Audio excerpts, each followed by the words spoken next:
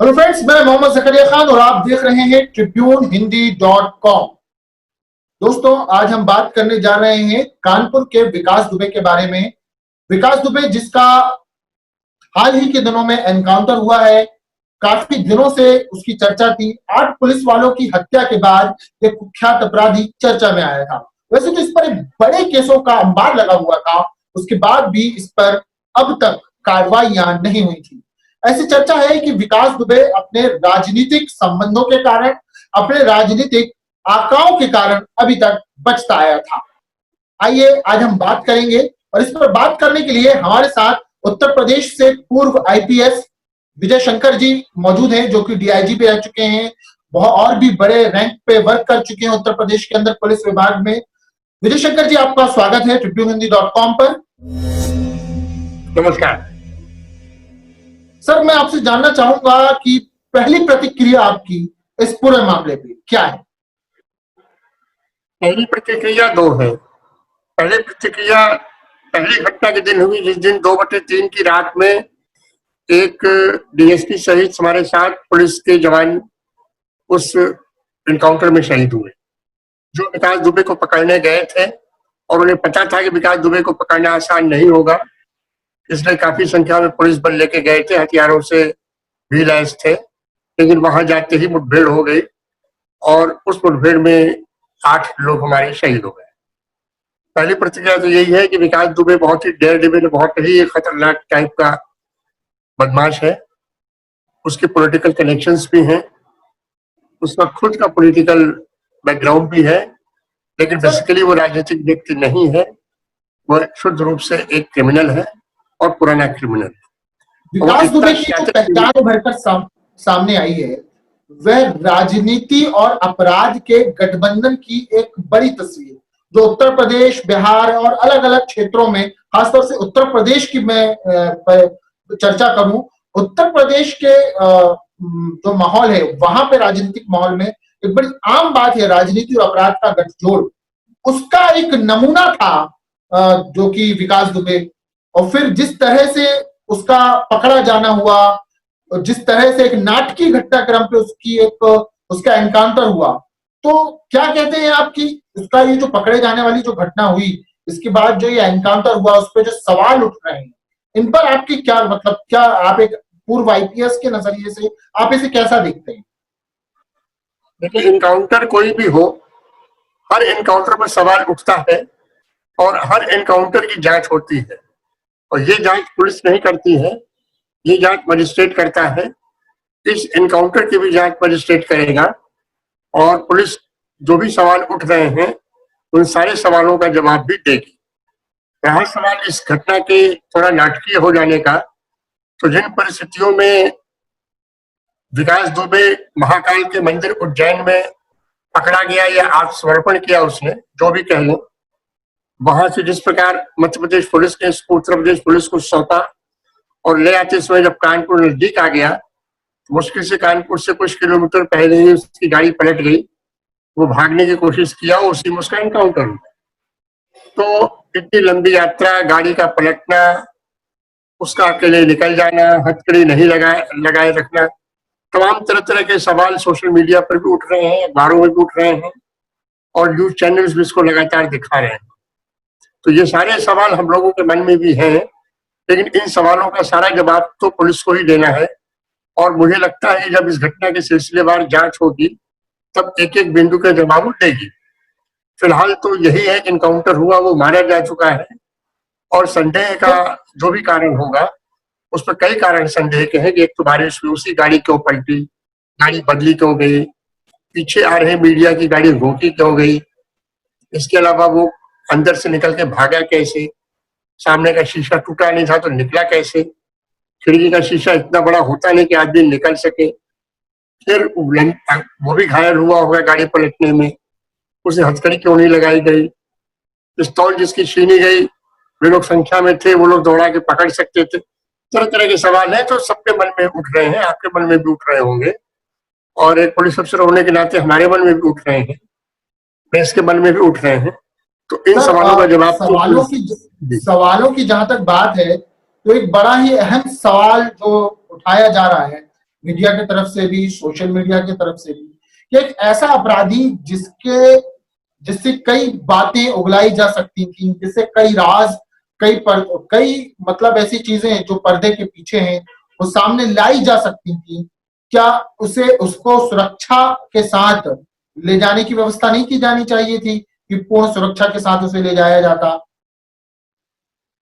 नहीं, सुरक्षा के साथ तो ला ही रहे थे, कई कई अधिकारी थे, कई पुलिसमैन थे, गाड़ियां भी कई थी और लंबी दूरी तक सुरक्षा के साथ ले भी आए थे। अब यहाँ दो दो सवाल है कि गाड़ी उसी की गाड़ी, 3 सवाल महत्वपूर्ण है कि एक, गाड़ी बदली क्यों गई? दूसरा, मीडिया को टोल पर रोक क्यों दिया गया जब लगातार आ रहे थे? तो तीसरा, जिस गाड़ी में बिठाया गया वही गाड़ी क्यों पलटी? और चौथा, हथकड़ी क्यों नहीं लगाई गई? अब इसके बारे में, हथकड़ी के बारे में तो सुप्रीम कोर्ट की गाइडलाइन है कि मुलजिम को हथकड़ी नहीं लगाई जाए, लेकिन इस गाइडलाइन के अलावा आगे भी इसमें यह भी लिखा हुआ है कि मुलजिम को अगर आप समझते हैं कि हथकड़ी लगाना जरूरी है और वो इतना खतरनाक है कि वो कुछ भी कर सकता है, तो आप हथकड़ी लगा लीजिए। तो जिस बदमाश ने 8 पुलिसजनों की हत्या कर दी, अपने गांव में घेर के मारा और बड़ी बर्बरता पूर्वक मारा, मैं समझता हूँ इससे ज्यादा घृणित और बदमाशी का कार्य नहीं होगा। तो विकास दुबे के प्रति कोई किसी की सहानुभूति नहीं है और न होगी और न होनी चाहिए, लेकिन जिस तरीके से एनकाउंटर हुआ है, इससे इन बिंदुओं पर सवाल जो उठ रहे हैं, इसका जवाब तो देना पड़ेगा। सर, आपका एक लंबा करियर रहा है कानपुर में, आप वहां पे बड़े पदों पर पदस्थ रहे हैं पुलिस विभाग में। विकास दुबे और उसकी जैसे अपराधियों के मामले में भी कानपुर जो है पहले से कुख्यात रहा है।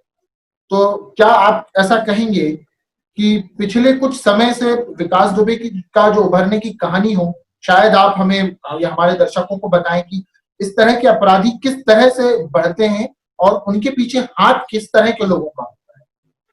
विकास दुबे का लंबा कैरियर रहा है क्राइम का। 1990 में उसके खिलाफ पहला मुकदमा कायम हुआ था मारपीट का। उसके बाद छोटे मोटे कई मुकदमे कायम हुए। शातिर था, मनवर था, गुंडा था, इसमें कोई दो राय नहीं, लेकिन वो सबसे अधिक लोगों के दिमाग में तब आया जब उसने 2001 में यूपी के ही राज्य मंत्री पद का दर्जा प्राप्त एक नेता संतोष शुक्ल थे, जिनकी थाना कैंपस में हत्या कर दी गई। ये घटना बहुत बड़ी थी, पुलिस के लिए भी बड़ी चुनौतीपूर्ण घटना थी और समाज के लिए भी थी, सरकार के लिए भी थी कि थाना जहां पर आदमी अपने कम से कम थाना कैंपस में महफूज समझता है, यहाँ मुझ पर कुछ नहीं होगा, वहां राज्य मंत्री की हत्या कर दी जाती है। लेकिन इस घटना में मुकदमा चला और 4-5 साल में वो बरी हो गया। अब मुकदमे की पैरवी ढंग से नहीं हुई या गवाह टूट गए, गवाह टूटे तो गवाहों के खिलाफ क्या कार्रवाई हुई, इन सब पर कोई विशेष जानकारी मुझे नहीं है, लेकिन मुझे लगता है कि शायद कुछ हुआ नहीं। और ये भी जानकारी है कि उसकी अपील भी नहीं की गई थी। एक चीज और है कि जहां तक पॉलिटिकल कनेक्शन का सवाल है, तो उस समय भाजपा की सरकार थी और भाजपा सरकार के पहले जब बसपा की सरकार थी, तो ये विकास दुबे के ऊपर स्थानीय बसपा के नेताओं का, इसमें कुछ बड़े नेता भी हैं, उनका इस पर हाथ था। देखिए, बदमाश किसी दल विशेष का नहीं होता है, वो सभी दलों में अपना संपर्क बना के रखना चाहता है। ऐसे अपराधी पनपते कैसे हैं, इस तरह के अपराधी? अब ऐसे अपराधी 2 तरह से पनपते हैं। एक तो इनके खिलाफ जो मुकदमे कायम है उनमें समय पर कार्रवाई नहीं होती है, या कार्रवाई होती भी है तो अदालती पचड़े इतने ज्यादा होते हैं कि लंबे समय तक वो कार्रवाई चलती रहती है। एक ये भी कारण है। दूसरा सबसे बड़ी बात है कि सबूत और गवाह जिस आधार पर पूरे अदालत की कार्रवाई मुनहसर करती है, वो सबूत और गवाह पर्याप्त नहीं होते हैं, और जो होते भी हैं वो अदालत के सामने वो सही बात नहीं कह पाते हैं, वो कहीं न कहीं जिरह में टूट जाते हैं, जिसका लाभ इन मुलजिमों को मिलता है। तो अगर जुडिशियल सिस्टम की बात करें तो मैं एक उदाहरण दूंगा निर्भया का। निर्भया के मामले में 4 साल बाद जाके फांसी की सजा हो पाती है, लंबे समय तक केस चलता है, जबकि उस पर देश भर की निगाहें थी, सारा मीडिया तंत्र उसमें लगा हुआ था, सुप्रीम कोर्ट बराबर निगरानी कर रहा था, तब यह हालत है। तो विकास दुबे तो उतना चर्चित मामला इसका नहीं था, यहाँ मुकदमा हुआ, कायम हुआ, जेल गया, गवाही साखी गुजरी, लेकिन अब कुछ प्रमाणित नहीं हुआ तो ये छूट गया। इसने कुछ पॉलिटिकल एम्बिशन भी पाल रखी थी। ये अपने गांव का ग्राम प्रधान भी रहा, इसका भाई भी ग्राम प्रधान रहा, बाद में कुछ और ग्राम प्रधानों को जिताता रहा, फिर ये जो है अपने जिला पंचायत का सदस्य भी रहा, और एमएलए एमपी तो कभी नहीं लड़ा इसने। लेकिन जिस तरीके से इसकी दबंगई बढ़ रही थी, जिस तरीके से बढ़ रहा था, तो अगर ये नहीं मरता या इस तरह की घटना नहीं करता तो हो सकता था आगे चल के ये और भी बड़े राजनीतिक पद पे जा सकता था। तो पनपने का तो यही है कि एक तो इग्नोर भी आदमी कर देता है, कभी कभी पुलिस भी इग्नोर कर देती है, प्लस पॉलिटिकल संरक्षण जब रहता है तब थोड़ी दिक्कत ये पड़ती है कि आप पकड़ के ले आ रहे हैं, तो जिस मामले में पकड़ के ले आ रहे हैं उसी में सिफारिश आने लगी। तो कानूनी कार्रवाई तो होती है, लेकिन लीगल कार्रवाई जो अदालत से होनी चाहिए वो इतनी स्लो होती है। एक चीज जो है यहाँ पर, अब ये तो विकास दुबे की हमने काफी मतलब कि वो उसका क्या करियर रहा, किस तरह से वो एक अपराधी बना, इस पर चर्चा हुई। सर, जिस तरह से एनकाउंटर पे जो सवाल उठ रहे थे, आपने भी उस पर क्लियर किया कि एनकाउंटर तो अब हो गया है, पर इस तरह के एनकाउंटर जब होते हैं तो समाज के अंदर एक मैसेज जाता है, और वो मैसेज ये जाता है कि एक इंस्टेंट न्याय जिसे बोले हम, इंस्टेंट न्याय की एक जो लोगों, त्वरित न्याय वाली एक जो प्रतिक्रिया, यह हमने तेलंगाना में जो बलात्कार के जो आरोपी थे, बलात्कारी थे, उनका जो एनकाउंटर हुआ उसके बाद भी देखा जनता खुश होती है। पर एक लोकतांत्रिक देश के नाते, न्याय व्यवस्था के नाते, जो एक देश की जो न्याय व्यवस्था है उसके नजरिए से देखें तो ऐसा नहीं लगता कि हम कुछ गड़बड़ हो रहा है, हमारे देश में कुछ गड़बड़ हो रहा है, या हम कुछ बैक हो रहे हैं, हम वापस लोकतांत्रिक ढांचे से पीछे हट रहे हैं। तो हमने एक न्याय व्यवस्था को खड़ी की, हमने जो एक लोकतांत्रिक व्यवस्था को खड़ी की, हम उससे थोड़ा पीछे जा रहे हैं। देखिए, अपराध तो समाज में होगा, दुनिया में कभी भी कोई ऐसा समाज नहीं रहा है जिसमें अपराध नहीं रहा है, और ये जब से समाज बना है तब से अपराध है, और जब तक ये संसार रहेगा अपराध होता रहेगा। इसी अपराध को नियंत्रित करने के लिए, इसी अपराध को कम करने के लिए, इसी अपराध में शामिल अपराधियों को पकड़ने और उन्हें दंडित करने के लिए राज्य व्यवस्था का जन्म हुआ है। राज्य व्यवस्था में भी इस अपराध की जांच के लिए, गिरफ्तारी के लिए और ट्रायल के लिए, क्योंकि पुलिस गिरफ्तार कर सकती है, तफ्तीश कर सकती है, लेकिन वो ट्रायल नहीं कर सकती। वो ट्रायल का काम दूसरा आदमी करेगा। तो ट्रायल करेगा वो जेल में नहीं रखेगा, जेल में दूसरा आदमी रखेगा, जेल की अलग सिस्टम है। तो पुलिस, अदालत और जेल, ये तीनों ही क्रिमिनल जस्टिस सिस्टम का एक अंग है, और तीनों ही मिलकर एक क्रिमिनल जस्टिस सिस्टम या आपराधिक न्यायतंत्र बनाते हैं। इस मामले में जो जनता खुश हो रही है उसके लिए मैं ये कहूंगा कि जनता सुख, चैन और शांति से रहना चाहती है। वो इन बदमाशों और इनकी हरकतों से ऊब चुकी है, लेकिन सामूहिक रूप से वो सड़क पर नहीं आ पाती, उसे भय रहता है, और उसका भय स्वाभाविक है। कोई भी शरीफ आदमी बदमाशों के चक्कर में नहीं पड़ना चाहता, वो डरता रहता है, अपने परिवार से की तरफ से दबाव भी रहता है कि आप क्यों भाई बेकार कूद रहे हो। तो इस कारण से जब भी इस तरह की कोई घटना होती है तो जनता खुश होती है। इससे आप वैसे ही समझ लीजिए कि जैसे कोई बीमार है और विषाक्तता बीमार हो, तो उसे चाहे एलोपैथी की दवा मिले चाहे नेचुरोपैथी की, उसे जो जो सलाह देता जाता है वो आजमाता चला जाता है, और जहां उसको चैन मिलता है वहां वो संतुष्ट हो जाता है। यहाँ भी यही है। लेकिन जनता के लिए तो मैसेज जा रहा है कि पुलिस बहुत सख्त है, वो बदमाशों को छोड़ नहीं रही है। लेकिन दूसरी तरफ जनता को ये भी मैसेज जा रहा है कि जो कुछ कर सकते हैं हम ही कर सकते हैं, हम बंदूक से ही कर सकते हैं, हम इंस्टेंट न्याय दे सकते हैं। जो जुडिशियल सिस्टम बना हुआ है, जिसमें एक मजिस्ट्रेट से लेकर चीफ जस्टिस ऑफ इंडिया तक का सिस्टम है, बड़े बड़े वकील हैं, किताबें हैं, और न्यायपालिका का पूरा एक ढांचा है, खंबा है, वो अप्रासंगिक होता जा रहा है। ये स्थिति खतरनाक है। क्या हम इसे यूं ना देखें कि न्याय व्यवस्था से जनता का विश्वास उठने लगा है, तभी वो त्वरित न्याय को या त्वरित न्याय के इस नए चलन को सराह रही है? न्याय व्यवस्था से जनता का विश्वास तो उठ चुका है, उठने नहीं लगा है, वो उठ चुका है। किसी भी व्यक्ति से साफ बात करिए तो यही कहेगा कि थाने में 2-4 डंडे पड़ जाए तो पड़ जाए, अदालत से तो कुछ नहीं होगा।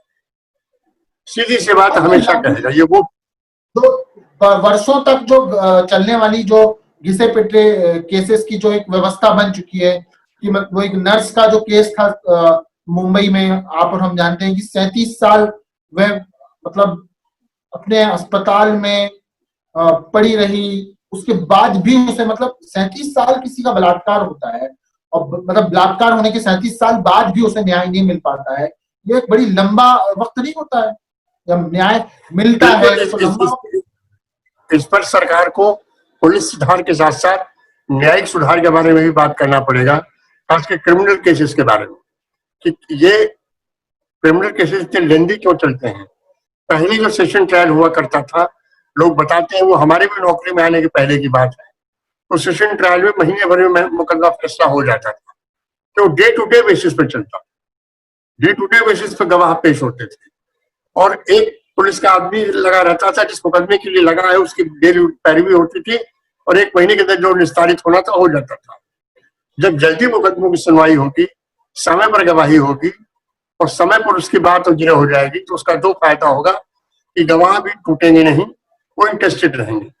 2 साल 3 साल 4 साल 5 साल बाद चीजें कहानियों की तरह हो जाती हैं, गवाह भी अनमनस्क हो जाता है, पुलिस वालों के भी तबादले हो जाते हैं, जो आया रहता है वो सब सारी चीजें भूल जाता है, उसके बाद उसका भी कोई मन नहीं लगता, उसे भी लेकिन मुलजिम तो जिंदा है, मुलजिम तो जेल में है या बाहर है, वो जिंदा है, वो अपनी पैरवी कर रहा है क्योंकि उसकी जान सांसत में है, वो जेल भी जा सकता है आजीवन कारावास के रूप में या फांसी भी चढ़ सकता है, तो वो तो मन से लगा हुआ है।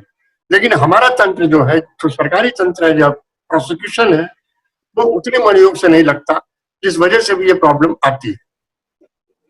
सर हम वापस विकास दुबे पर लौटते हैं, क्योंकि हमारी चर्चा विकास दुबे से शुरू हुई थी। विकास दुबे के जो गुर्गों ने 8 पुलिस कर्मियों की जिस दिन हत्या की थी, हम उस दिन पर वापस लौटते हैं। क्या जब पुलिस का एक जत्था या पुलिस की एक टीम किसी अपराधी को पकड़ने जाती है, खासतौर से इस तरह के खुखार कुख्यात अपराधियों को पकड़ने जो हत्या और मतलब गैंग चलाते हों, अपनी ऐसे लोगों को पकड़ने जो हत्या में मार रहे हो, तो क्या ऐसी पूरी तैयारी से नहीं जाती कि अगर मान लीजिए कोई ऐसी स्थिति बन जाए कि मुठभेड़ हो जाए, सामने से हमला हो जाए, तो उनका सामना किया जा सके? नहीं, तैयारी से जाते हैं, तैयारी रही भी होगी। अब इसमें एक एंगल ये आ रहा है कि हमारी तैयारी जो है वो लीक हुई है, हमारे रेड की टाइमिंग लीक हुई है, हो सकता है हमारे लोगों की संख्या भी लीक हुई हो और यह भी हो सकता है हमारे लोगों का इरादा भी लीक हो गया हो। तो इस लीक पर भी एसटीएफ जांच कर रही है और उसने एसओ चौबेपुर और एक जो लोकल थाना है उसके एसएचओ को गिरफ्तार भी किया है, एक चौकी इंचार्ज को भी गिरफ्तार किया है। वो इस एंगल में भी काम कर रहे हैं, क्योंकि जिस तरह से घटना हुई है कि थाने पहुंचते ही, थाने के लोगों को पहुंचते ही सीओ साहब हमारे देवेंद्र मिश्र जो अब नहीं रहे, इसी घटना में शहीद हुए, वो इस पार्टी को लीड कर रहे थे, उनके साथ पर्याप्त संख्या में बल था, फायर पावर भी थी, हमारे पास हथियार भी रहे, लेकिन वहां पहुंच के जिस तरीके से जेसीबी उसके घर के सामने अड़ा दी थी, उससे लगता था कि उससे इस बात की भनक थी कि कोई न कोई आएगा और अच्छी खासी संख्या में आएगा। इसलिए जैसे जेसीबी क्रॉस करके आगे बढ़े हैं, जैसे ऊपर से फायरिंग हो गई और ये सैया इस आदमी इतना मनवड़ था कि 2001 में जब इसे थाने में घुस के हमला कर सकता था, तो हमें सोचना पड़ेगा ये किसी भी स्टेज तक जा सकता है, और उस मामले में इसका कुछ हुआ नहीं था, उसके बाद ये पॉलिटिकली बढ़ता ही गया था। तो यहाँ पर हमारी तैयारी थोड़ी, उसमें कमियां निकाली जा सकती हैं, लेकिन सबसे बड़ी बात यह है कि हमारी तैयारी की खबर कैसे लगी, हमारी योजना लीक कैसे हो गई, हमारी मुखबिरी कैसे, लीकेज कहाँ पर था? हाँ, हमें लगता है कि हमारी जो मुखबिरी हुई है इसकी वजह से हमें ज्यादा नुकसान उठाना पड़ा है।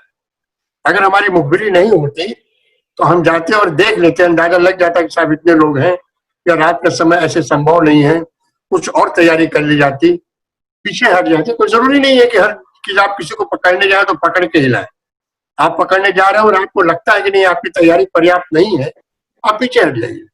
तो वैसे ही है जैसे डॉक्टर किसी मरीज का ऑपरेशन करता है, लेकिन जैसे वो देखता है कि उसकी तैयारी पूरी नहीं, ऑपरेशन की डेट टाल देता है, वो बाद में करता है। सर एक चीज और, शायद ही मेरा अंतिम सवाल हो, कि हम एक कुख्यात अपराधी को पकड़ने जाते हैं, मुठभेड़ हो जाती है, हमारे 8 जवान शहीद हो जाते हैं, उसके बाद घटना स्थल में जो भी चीजें होती हैं, बट अपराधी का घर हो, अपराधी का मतलब उसके आसपास का जो क्षेत्र हो, वो एक घटना का के साक्ष्य के तौर पर वहां पे किसी भी तरह का की छेड़छाड़ नहीं होना चाहिए। हमने देखा कि वहां छेड़छाड़ हुई, वहां पे उसका घर तोड़ दिया गया, गाड़ियां तोड़ दी गई। क्या ये साक्ष्य के साथ छेड़छाड़ नहीं है? ये दूसरे दिन की जो घटना हुई है जब उसका घर मकान और गाड़ियां तोड़ी गई हैं, ये बहुत कुछ इसे का ये जो दूसरे दिन की घटना हुई है, आवाज आ रही मेरी? जी आ रही है। हाँ, जो दूसरे दिन की घटना जिसकी आप चर्चा कर रहे हैं, इसमें उसका घर मकान तोड़ा गया है और गाड़ियां तोड़ी गई हैं। वो घर मकान तोड़ना और गाड़ी तोड़ना अगर लीगली आप देखेंगे तो लीगली तो अब डिटेल ये हमारे पास जानकारी नहीं है कि ये क्यों हुआ। कुछ लोग कहना है कि वो अवैध भूमि पर बना था और उसकी नोटिस वगैरह दी गई थी और डिस्ट्रिक्ट मजिस्ट्रेट की नोटिस के बाद ये सब हुआ है।